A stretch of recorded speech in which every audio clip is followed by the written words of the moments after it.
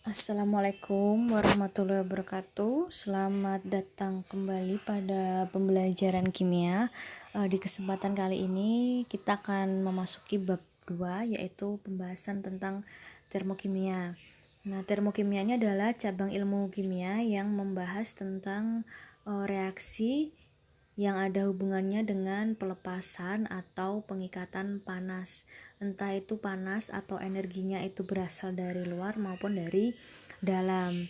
Nah, poin penting dari reaksi termokimia itu adalah yang pertama kita membahas tentang energi yang digunakan dalam proses reaksi kimia.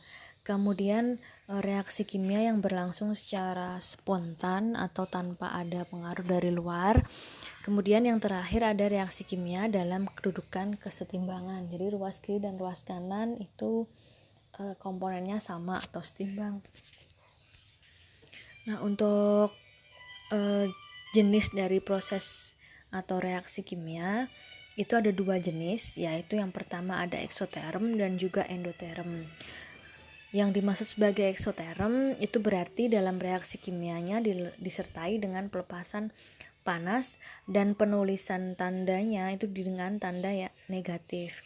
Kalau yang endoterm itu reaksi kimianya pada saat dia membutuhkan panas atau mengikat energi panas sehingga dituliskan dalam satuan atau tanda positif. Di contoh ini kita lihat dengan jelas bahwa ada sebuah reaksi kimia yaitu N2 ditambah 3H2 menjadi 2NH3. Di sini panahnya agak bergeser ya. Jadi sebenarnya panahnya itu ada di samping 3H2. Itu sebesar negatif 26,78 kilokalori. Jadi penulisannya itu dengan tanda negatif untuk yang eksoterm. Kalau yang endoterm tinggal kita balik, yaitu menggunakan tanda positif. Kalau di endoterm itu dari 2NH3 terurai menjadi N2 plus 3H2. Jadi tandanya saja yang membedakan. Nah, untuk proses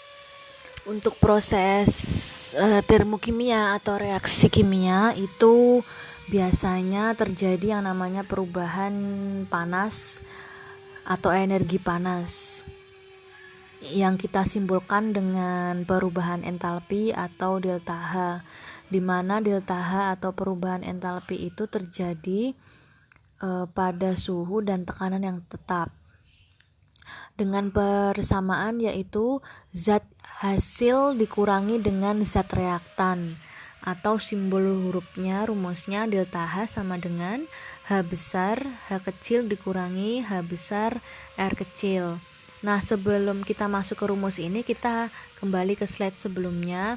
Kita harus bisa membedakan mana zat hasil reaksi dengan reaktan. Reaktan itu berada di sebelah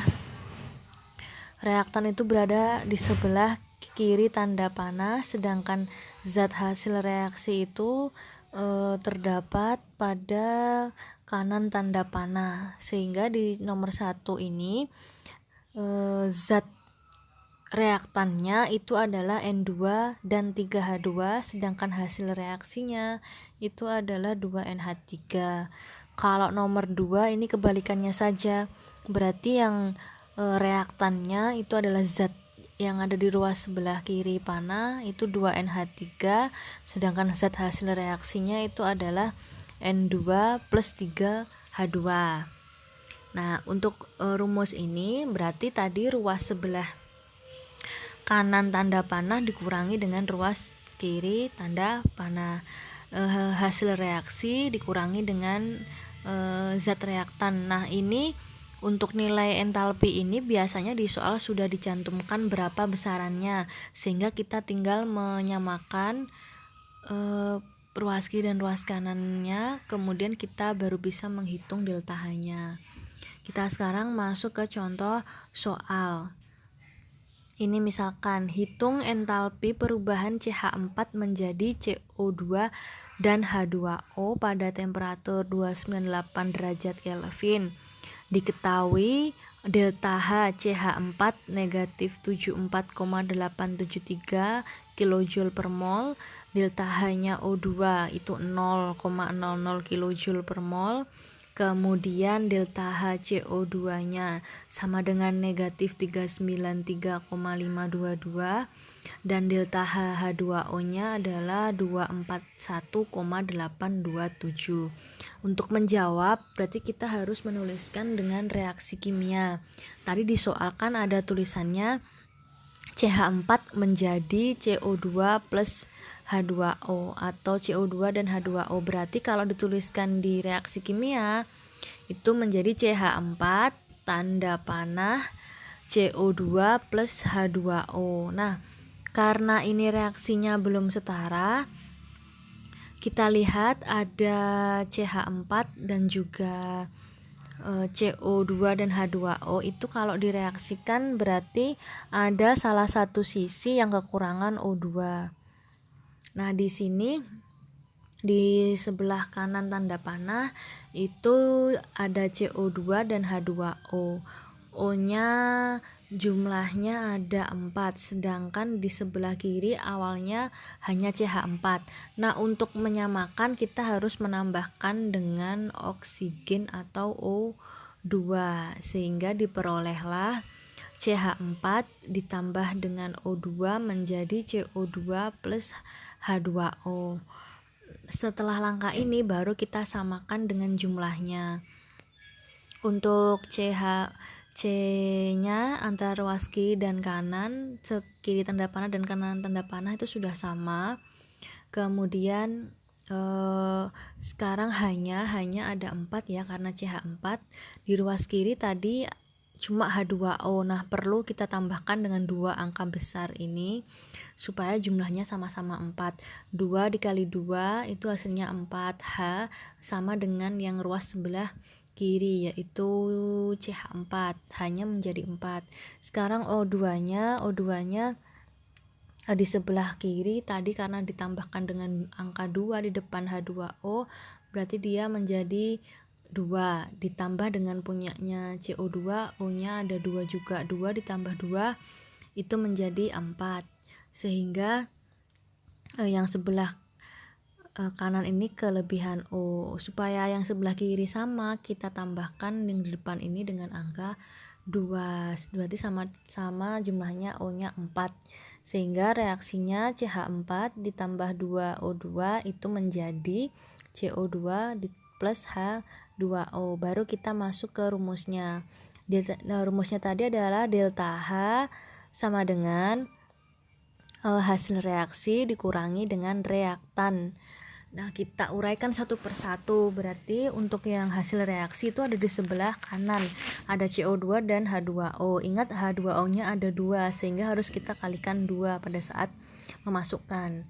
CO2 ditambah dengan 2 H2O karena ada 2 H2O dikurangi dengan zat reaktannya yang ada di sebelah kiri tanda panah itu ada CH4 ditambah dengan 2O2 karena ada koefisien angka depan berarti harus kita kalikan 2. Kita kalikan 2 kali O2 baru kita masuk ke angkanya. Di soal tadi kan di awal sudah ada CO2 itu nilainya adalah negatif 393,522. Kita masukkan ke sini ditambah dengan 2 kali H2O. H2O di soal juga ada, ini sudah ada dicantumkan 241,827 negatif ya. Kita masukkan dikurangi punyanya yang CH4 tadi di soal ada, ini nilainya negatif 74,873, kemudian ditambah dengan O2-nya sebesar 0. Nah, ini sudah ada ya, tinggal kita hitung. Ini ternyata ketemunya adalah negatif 800,303 kJ per mol. Diperoleh hasil negatif itu berarti kita simpulkan kalau tadi tandanya negatif delta H-nya berarti dia reaksinya adalah secara eksoterm. Nah, ini tadi Nah, ini ada reaksi eksoterm tuh tandanya delta H-nya itu adalah negatif. Oke, cukup sekian untuk termokimia. Semoga ada bayangan mengenai termokimia. Kita akan membahas lagi di pembelajaran yang selanjutnya. Assalamualaikum warahmatullahi wabarakatuh.